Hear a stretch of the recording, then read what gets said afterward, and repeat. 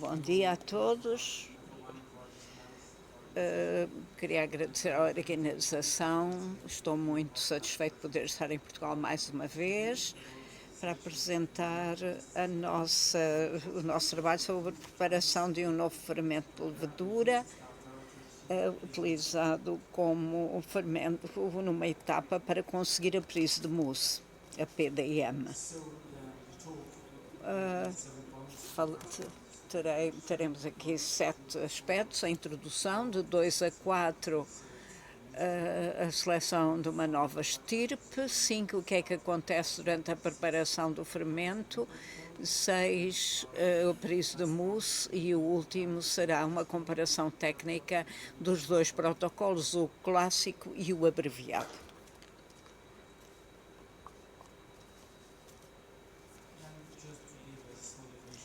Uma pequena definição das expressões. Falamos de prise de mousse, a fermentação secundária que ocorre na garrafa, normalmente, pode ser também num tanque, numa cuba fechada. Vamos começar com os aspectos iniciais e depois desta segunda fermentação secundária que nos permite ter champanhe portanto, aqui é importante perceber a cinética e a fermentação, que é tradicionalmente feita em 3 dias, segundo o protocolo clássico, em 2 passos, e nós queremos agora reduzir esse protocolo, o que significa 1 dia e meio, 36 horas em termos de tempo, e que pode ser feito na adega praticamente. Também que para preparar este protocolo temos que pensar no que acontece ao azoto e ao açúcar para a levedura. Este estudo é uma colaboração entre Fermentis, La Save, e também do Institut Français du Vin e também do Norte de França, onde trabalho, e também numa universidade do leste da França.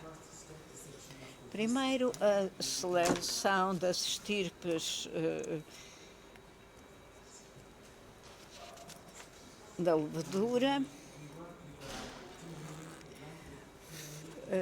Pinot Meunier e Pinot Noir é a mistura com que trabalhamos. Produzimos o champanhe com, essencialmente, uvas pretas.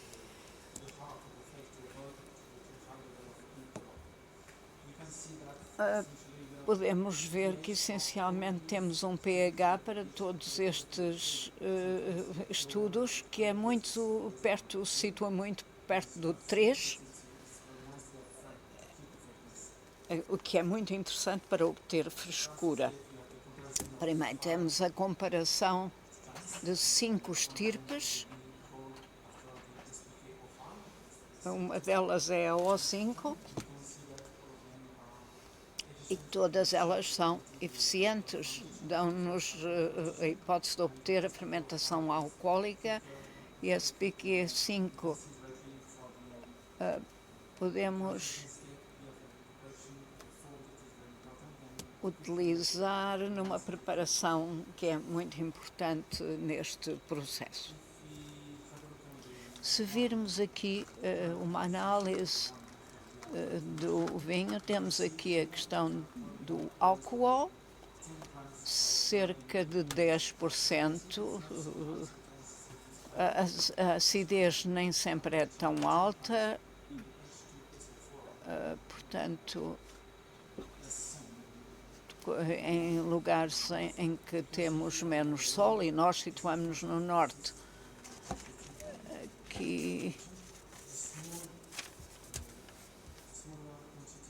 temos uma quantidade menor de ácido lático, e, portanto, basicamente é sempre o mesmo. Portanto, aqui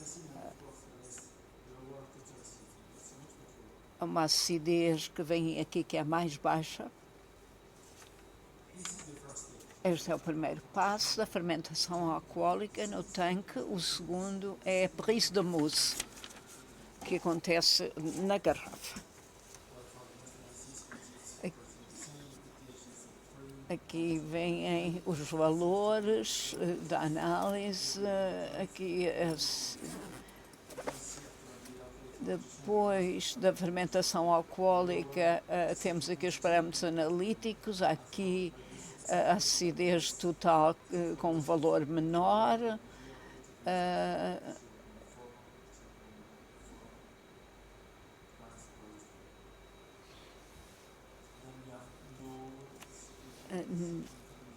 não temos diferenças significativas entre as várias estirpes. Se continuarmos com a fermentação secundária, temos aqui uma comparação entre as três estirpes.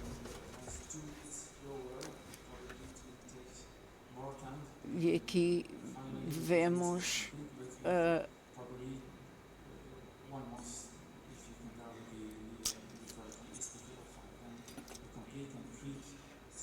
temos aqui uma fermentação completa na garrafa e os valores relativos ao açúcar.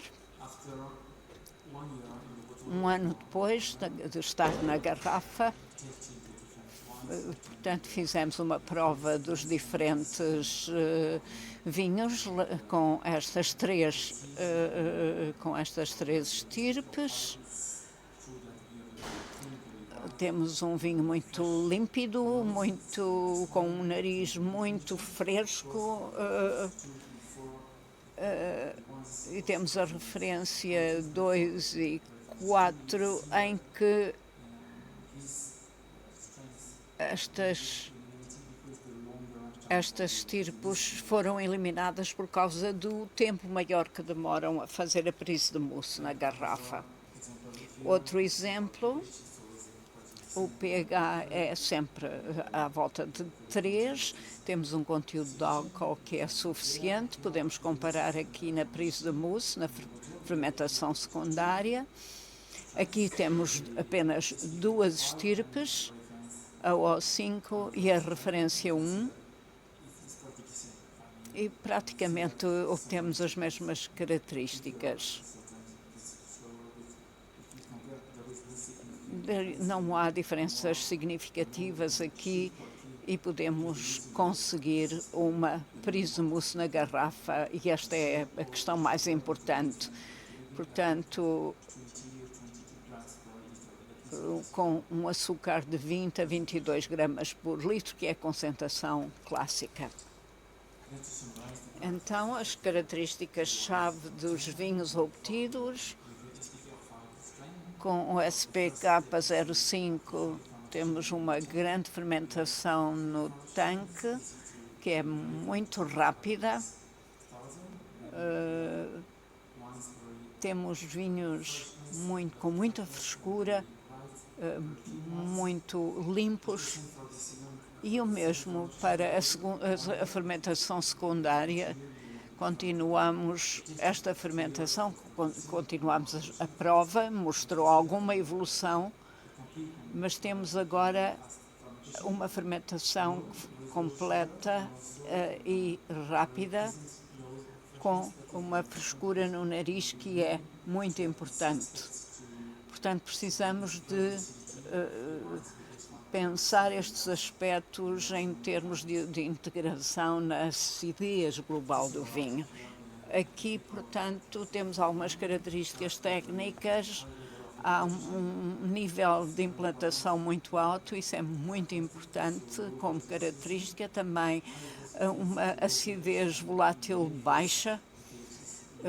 O pH é mais baixo muitas vezes.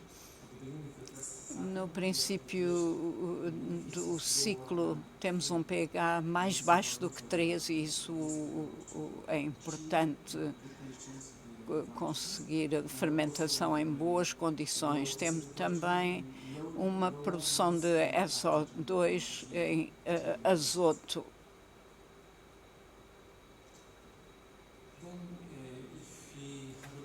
O que é que acontece durante a preparação do fermento? Portanto, com o azoto e o açúcar é muito importante para conseguir a fermentação.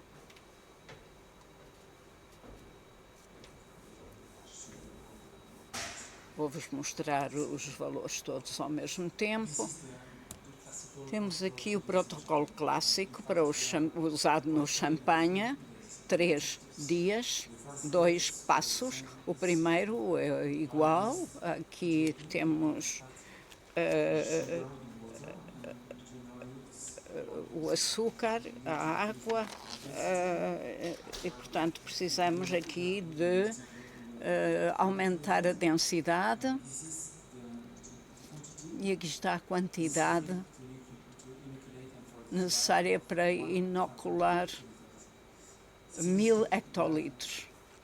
Segundo o passo, temos DHP, açúcar e vinho para a climatização do fermento. E aqui temos 30 hectolitros para inoculação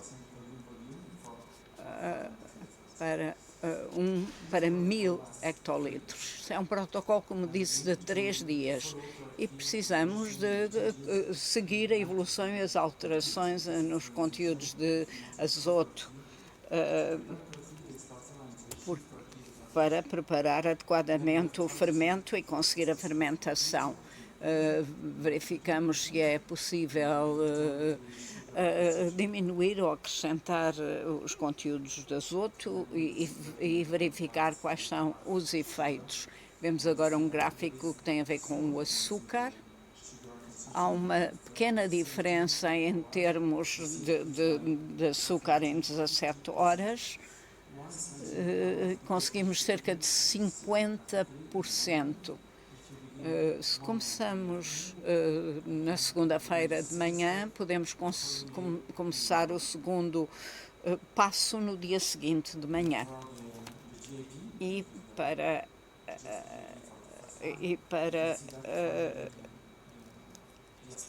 Vemos aqui também que o aspecto da curva é de facto igual.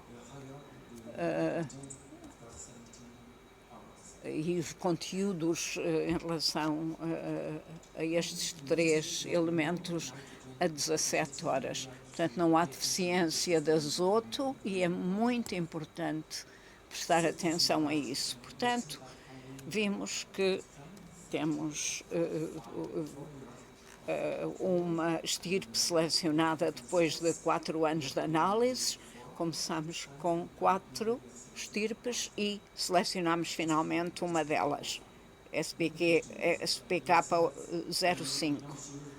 Não utilizamos todo o açúcar, não utilizamos todo o azoto e vemos que o fermento continua em boas condições. Portanto, por que não reduzir o tempo necessário para preparar o fermento? Em vez dos 3 dias clássicos, utilizados em muitas regiões, por que não reduzir e ser capaz de propor um fermento preparado num dia e meio? Isso significa que 36 horas começamos à segunda à tarde e conseguimos começar a tiragem no dia seguinte de manhã. E, portanto, no protocolo anterior, no clássico, temos que começar na sexta-feira, para começar o processo na segunda e depois ter a tiragem na terça. Aqui temos a ideia era começamos de imediatamente no segundo passo, eliminamos o primeiro. Portanto, temos a levedura que é capaz de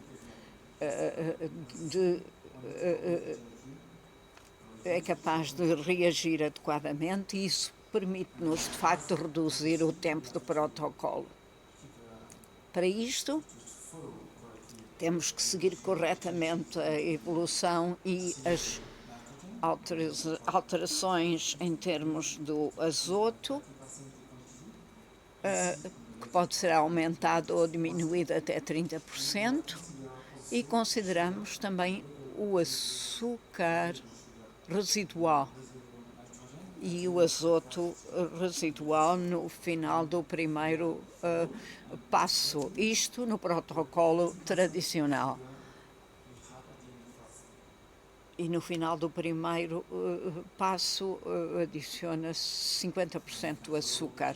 E aqui vemos a evolução e as alterações no açúcar. Vemos aqui o decréscimo dos conteúdos de açúcar. É fácil de ver que depois de 2 dias temos um pouco menos de 50%. E se pensamos que se trata de 36 horas, no fim dessas horas temos menos 50% do conteúdo inicial de açúcar. E quanto ao azoto, as coisas passam-se de maneira diferente. Vêm depois de 2 dias, portanto, já não há mais azoto no fermento e, portanto, ele é necessário seguir. Não é possível reduzir o conteúdo do fermento, porque pode ser mais difícil atingir o nosso objetivo de fermentação na garrafa. Portanto, precisamos de um nível inicial mais alto e depois de seguir. Um dos parâmetros mais importantes é a população total. Seguimos a população total e as células que se apresentam aqui no fermento. Depois de 36 horas, temos entre 50 e 80 milhões de células, enquanto temos 70 milhões por mililitro no processo clássico. A população, esta, de facto, é suficiente para inocular e para nos permitir a prise de mousse.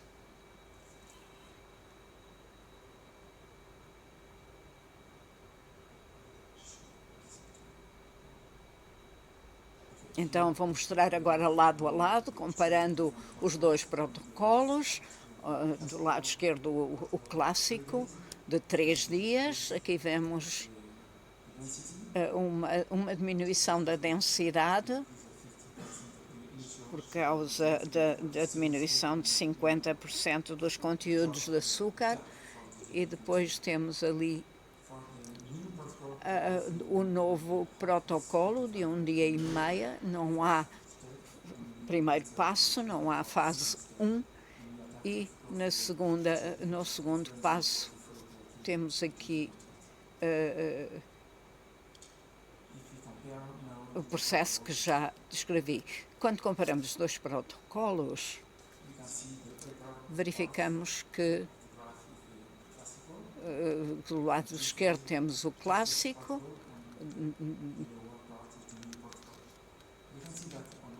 vemos aí que há um decréscimo contínuo do conteúdo de açúcar, mas isso acontece nos dois protocolos. Mas do lado direito temos o protocolo clássico, em que há um decréscimo significativo inicial, e na fase segunda temos 500 na primeira fase, 30 na segunda.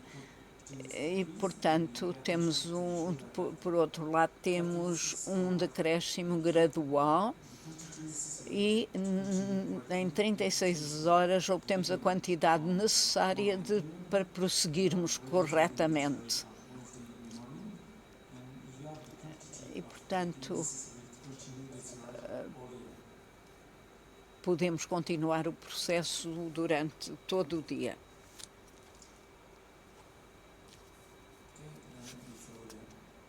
Aqui a monitorização da população de levedura. Tivemos uma diluição de 1 para 6 volumes e precisamos de mais tempo para aumentar a população até obtermos a que é necessária para a fermentação na garrafa. Com o novo protocolo, começamos rapidamente com um alto nível de células e mantemos. Não há um aumento tão importante no início na população de fermentos. Temos também vemos também que então é muito fácil inocular para obtermos a fermentação secundária. Para concluir, com a PDC, com a Prise de Mousse, precisamos de 3 dias, mas mostramos que é possível reduzir com uma monitorização adequada para assegurar que não há deficiências. Claro que temos que optimizar o protocolo, temos que ter atenção a elementos como a temperatura, o volume do fermento preparado e depois monitorar os açúcares e os outros assimiláveis. Vimos, portanto, que é possível, assim, conseguir uma prise de mousse na garrafa. Portanto, o tempo, os resultados de prova podem ser diferentes consoante o tempo, mas temos, de facto, estes resultados de notas de prova em que verificamos com os colegas do laboratório francês da Universidade da região de Champagne, verificamos que os perfis do vinho entre a primeira transição e a segunda formação corresponde àquilo que era expectável para este tipo de champanhe, especialmente em termos de frescura, que é a característica que é esperada pelo consumidor. Não houve evolução porque muitas vezes o vinho se mantém durante muitos anos e, portanto, esperamos que nos próximos anos se possa usar este novo protocolo de redução do tempo e continuaremos a experiência para vos mostrar como é possível usar com facilidade e bons resultados este protocolo.